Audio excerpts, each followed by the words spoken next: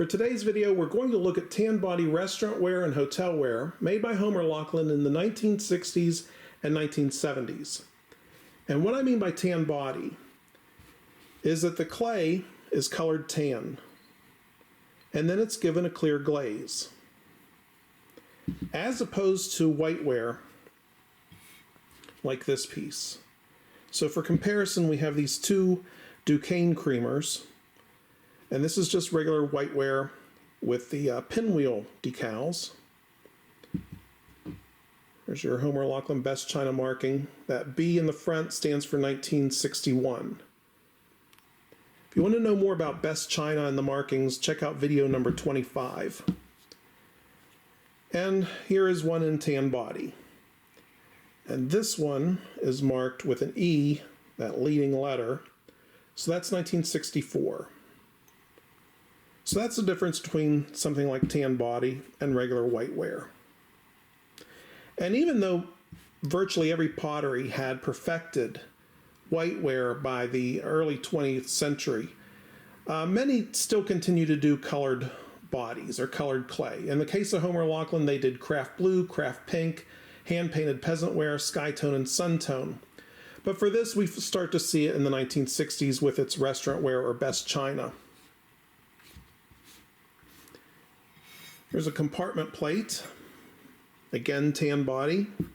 Look at the marking. Letter E, so that's from 1964. We've already looked at the creamer. Best China mug.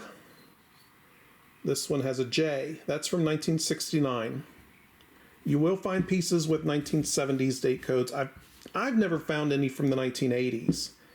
It's mainly 60s and 70s. The Fiesta Tom and Jerry mug. This was a piece that was used in Best China for hotel wear in the 1960s. So every once in a while you will find what looks like a piece of Fiesta that's actually from hotel wear. You see the Best China marking, letter B, so that's 1961. Tan body.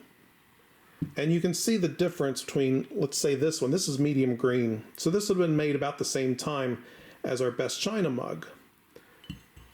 But with medium green, that's actually a glaze. So you have this white ring at the bottom from the wiped foot. Here you don't have a white ring because it's tan. That's a good way to tell.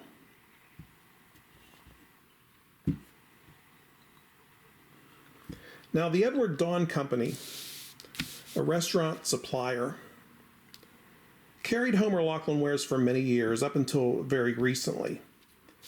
And they sold the tan body hotel wear as Algiers. That was their name for it.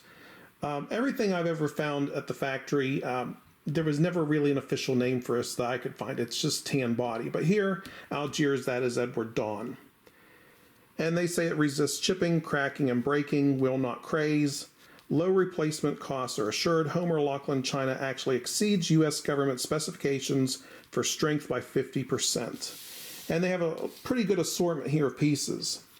And they say wide rim for the plates and platters. That's actually rolled edge. And then there are all sorts of cups. There's some pitchers, some sauce boats. There's our compartment plate at the bottom, a rim soup. So there are a lot of pieces made with this body.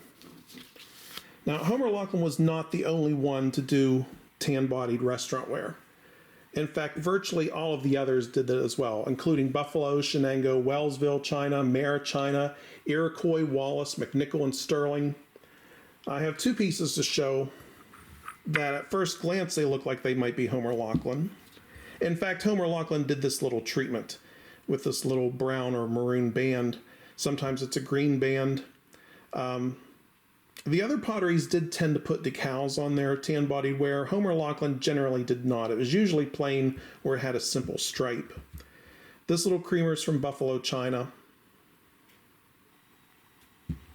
And this little grapefruit,